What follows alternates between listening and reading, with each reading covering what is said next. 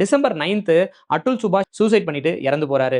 அவரு சூசைட் பண்ணிட்டு இறந்து போறதுக்கு முன்னாடி 24 பக்கம் இருக்கக்கூடிய ஒரு சூசைட் நோட் கூடவே 81 நிமிஷத்துக்கான ஒரு வீடியோவையும் ரெக்கார்ட் பண்ணி வச்சுட்டு தான் அவர் இறந்து போயிருக்கிறாரு. இந்த கேஸை வித்ட்ரா பண்றதுக்காக அவருடைய ஒய்ஃபும் இன்லாஸ் இவங்க எல்லாம் சேர்ந்து 3 கோடி ரூபாய் டிமாண்ட் பண்ணிருக்காங்க. இந்தியாவுடைய டாப் கோச் இப்படிப்பட்ட ஒரு விஷயத்தை லீகல் டெரரிசம் அப்படின்னே சொல்லியிருக்காங்க. விமனை ப்ரொடெக்ட் பண்றதுக்காக கிரியேட் பண்ணப்பட்ட ஐபிசி செக்ஷன் 498A அப்படின்ற ஒரு லா இப்போ மென் மேல ஒரு வெப்பனா யூஸ் பண்ணப்படுதா அப்படின்ற ஒரு கொஸ்டின் இந்த இடத்துல ரைஸ் ஆகுது.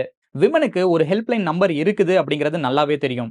ஆனா மென்னுக்குமே ஒரு ஹெல்ப்லைன் நம்பர் இருக்குதுங்கிறது உங்களில் எத்தனை பேருக்கு தெரியும்? இந்த ஃபால்ஸ் அக்யூசேஷன் ஒரு சைலண்ட் எபிடமிக். பல பேருடைய வாழ்க்கை இது அழிச்சிருக்குது. கோர்ட் மேலேயும் ஜஸ்டிஸ் மேலேயும் இருக்கக்கூடிய நம்பிக்கையை கொஞ்சம் கொஞ்சமா குறைச்சிட்டே வருது.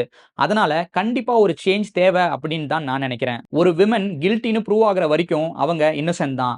ஆனா ஒரு மென் இன்னசென்ட்னு ப்ரூவ் ஆகிற வரைக்கும் அவன் கில்ட்டி தான்.